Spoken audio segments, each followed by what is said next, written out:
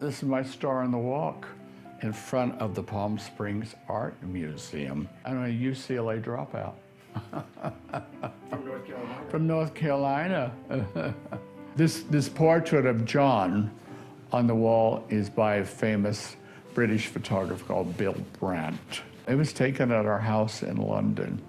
It's a very strong, beautiful portrait with a gorgeous print. And it really portrays the strength of John. And this is my partner who I live with for 37 years. And I met him in Los Angeles, set up on a blind date by John's friend, Kay Ballard. And she said, would you go to the Beverly Wilshire Hotel tomorrow night and meet him for drinks? He's lonely, he's in LA. He wants somebody young to show him around town and show him all the places. And I said, John Schlesinger, the British director who did Darling with Julie Christie, I saw it 5 times. I said, of course I'll go. I'd love to meet him. Because I was a film student at UCLA then. So that afternoon, I happened to go by a newsstand and pick up Time magazine.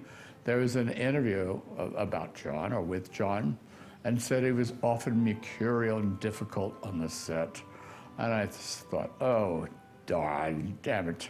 He's gonna be a nightmare, a nightmare. So I called an actor friend of mine. I said, would you go with me to the Beverly Wilshire Hotel bar and to meet John Schlesinger? And I said, 1 kick means let's get out of here. 2 kicks mean you get out of here. And it was 2 kicks. I stayed. He was charming, funny, brilliant, an extraordinary man. It was the beginning of our relationship.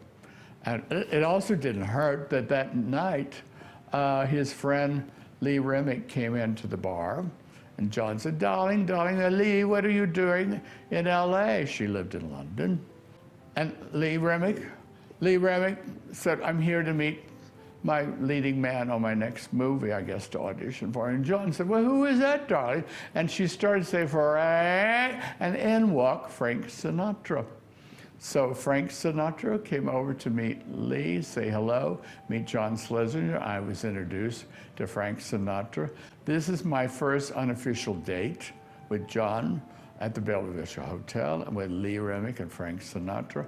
I said, you know, I could get used to this sort of life. This is a pretty good thing. The good life in Hollywood might be attractive. Being a student at UCLA, making $100 for a photo session, doing young pop stars and young actors. So that's how it all began, and John and I started seeing each other, dating, and he asked me to go work on Midnight Cowboy in New York, and I said, what's Midnight Cowboy? And I said, is it a Western with John Wayne? He said, hardly. Here, you read the script tonight and tell me what you think tomorrow. I read it. It was wild movie. I said, how can you make this movie? It's so extraordinary and over the top for the times and X-rated. And I said, I'm going to make it. I said, it's going to be a great movie. The photograph of David Hockney floating in Rising Glen Pool has become an iconic photograph over the years. It's been reprinted in books and magazines.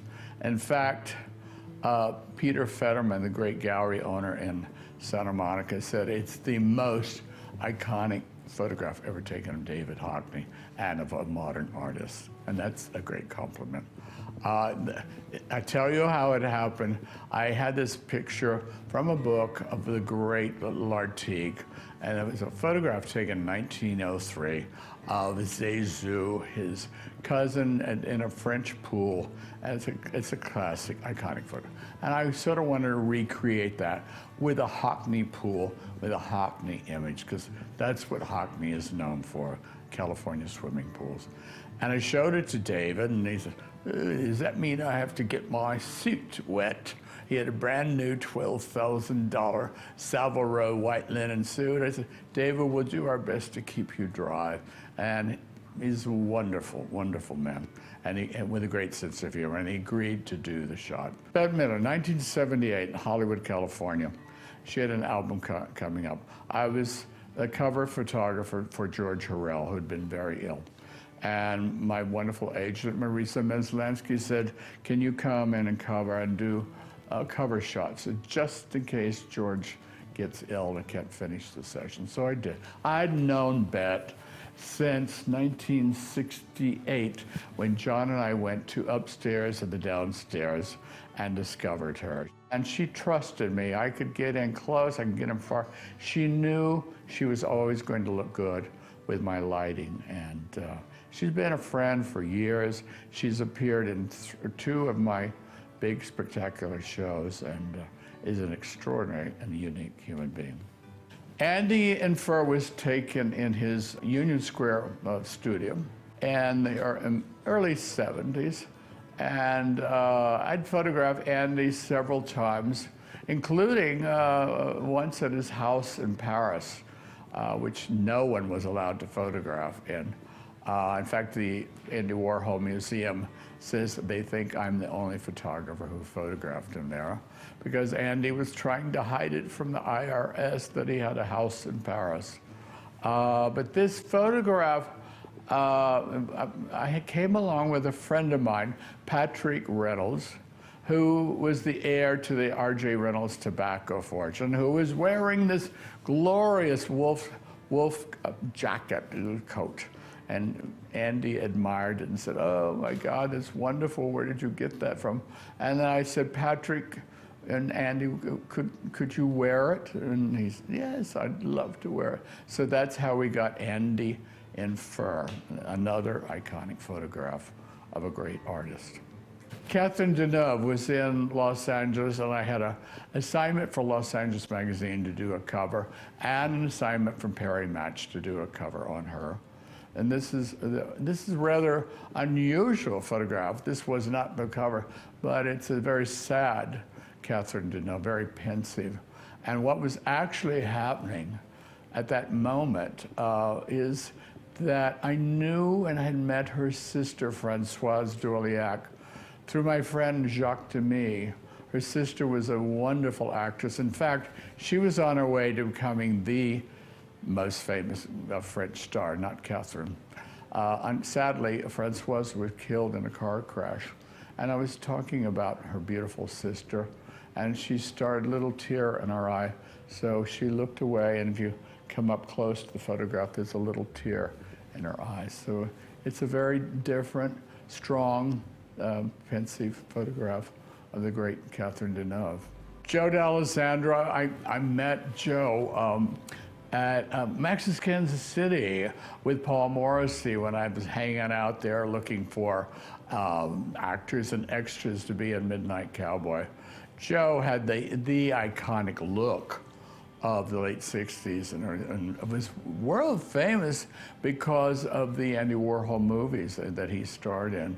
And I asked Joe to do this session at my studio over on 7th Avenue in New York. And we had the strongest wind machine in New York there. And his hair was incredible. Just so what a beautiful face and a beautiful spirit. And I've kept in contact with Joe for the last 45 years. He's a wonderful, sweet, very generous man. But this is probably my most iconic photograph of all time. It's appeared in hundreds of magazines and in books. I'm very proud of it. I'd known Gore Vidal for many years, since the 70s, and had stayed at his house in Ravello, and knew he and Howard. An extraordinary, brilliant man. What a great mind. I photographed him for my author series. I wanted Gore Vidal now at that time, and knowing it'd be one of the last times he'd ever be photographed. In fact, this is the last photograph, a formal photograph, a portrait taken of Gore, because he died about a month later. This was taken up at his house at Outpost Drive in Los Angeles. I arrived early in the morning, as I was instructed to do by Ernie, Mr. Vidal's butler assistant.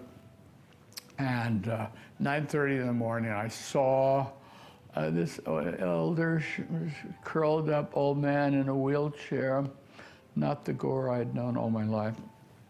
And he was getting a haircut and getting a manicure, and it was Gore, and I went over to say hello to him.